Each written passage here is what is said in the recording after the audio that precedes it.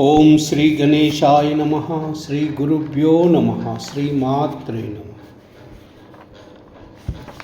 ఆర్యాద్విశతి శ్లోక 1-23. వందే గజేంద్రవదనం వామాంకారూఢవల్లభాశ్లిష్టం కుంకుమపరాగశోణం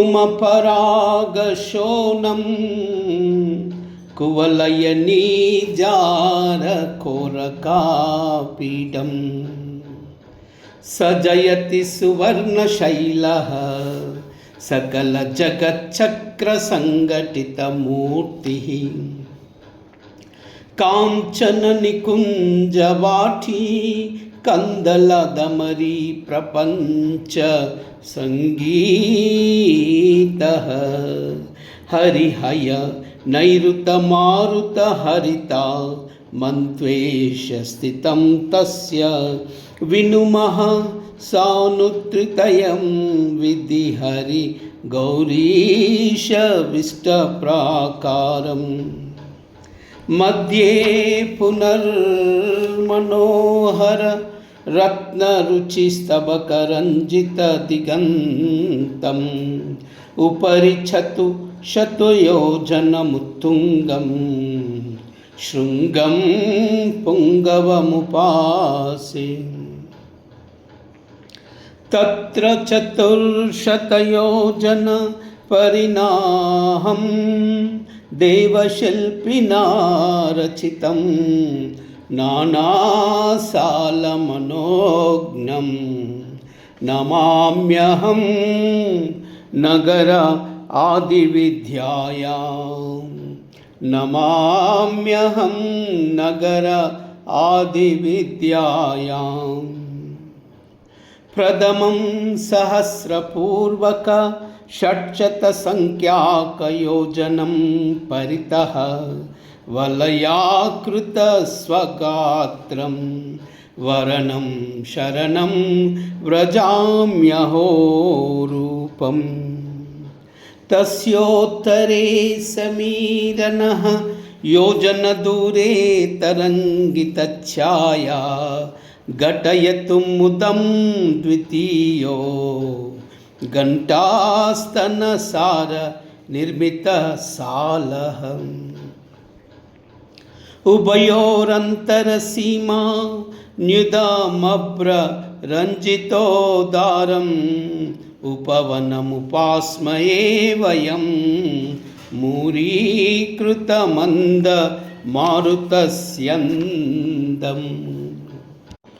ఆలింగయ భద్రకాళీ మాసీన తత్ర హరిశిలాశ్యామం మనసి మహాకాలో మే విహరతు మధుపాన విభ్రమ నేత్రః తార్తీకో వరణః తస్యోత్తరసీమ్ని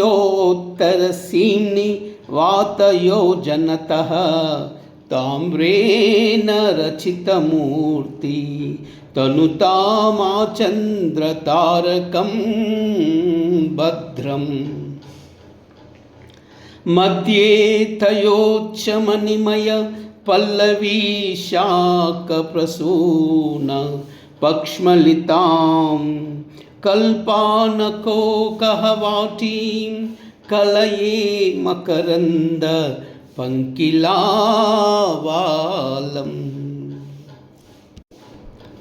తత్ర మధు మాధవశ్రీ తరుణీభ్యాం తరళదృక్చకోరాద్యాం ఆలింగితోవతాన్ మాం అనిశం ప్రథమర్తు ఆర్తపుష్పాస్త్రః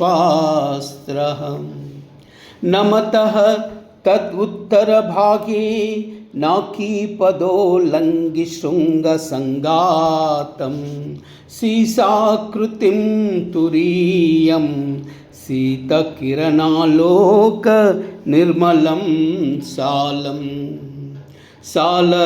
సాలద్వయాంతరాలే సరళాలికపోత చాటు సుభగాయాం సంతానవాటికాయాం सक्तं चेतोस्तु सततम् अस्माकम्। तत्र तपनातिरूक्षः साम्राज्ञिचरणसान्द्रितस्वान्तः शुक्रशुचिश्रीसहितो ग्रीष्मऋतुदिशतु कीर्तिमाकल्पम्। उत्तरसीमनितस्योन्नत शिखोत्कम्पिहाटकपताकः प्रकटयतु पञ्चमो नः प्राकारकुशलमारकूटमयः। प्राकारयोश्च मध्ये पल्लवितान्यभृतपञ्चमोन्वेषा हरिचन्दनध्रुवाटी हरतदामूलमस्मद् अनुतापम्। तत्र नभश्रीमुख्य तरुणीवर्ग समन्वितपरितः वज्राटहासमुखरो वाञ्छपूर्तिं तनोतु वर्षऋतुः। मारुतयोजनदूरे महनीया तस्य चोत्तरो भागे भद्रं कृषीष्टषष्ठः प्राकारः पञ्चलोहधातुमयः।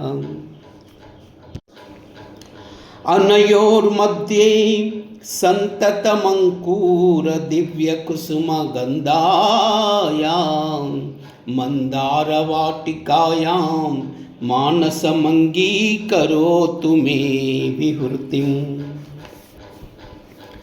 तस्यामिषोर्जलक्ष्मी तरुणीभ्यां शरदृतुः सदा सहित अभ्यर्चन् सजीया अम्बामायोदमे दुरै कुसुमै।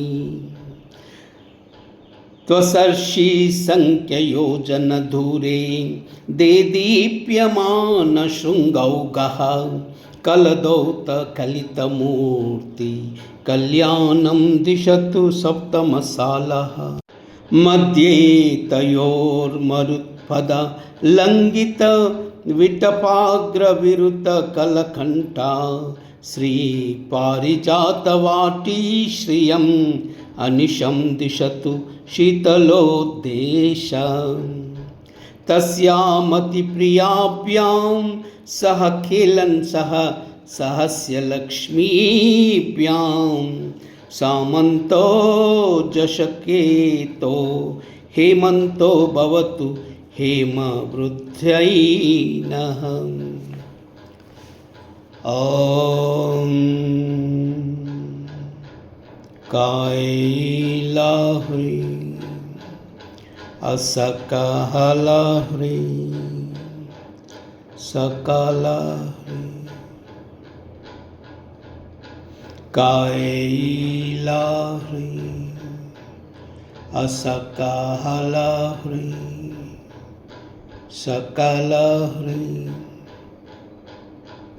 कायैलाह्री असकहलाह्री सकलाह्री। सर्वमंगल एतत् सर्वं श्रीमाता चरणार्पणमस्तु। लोकाः समस्ताः सुखिनो भवन्तु, सर्वे जनाः सुखिनो भवन्तु। सर्वमंगल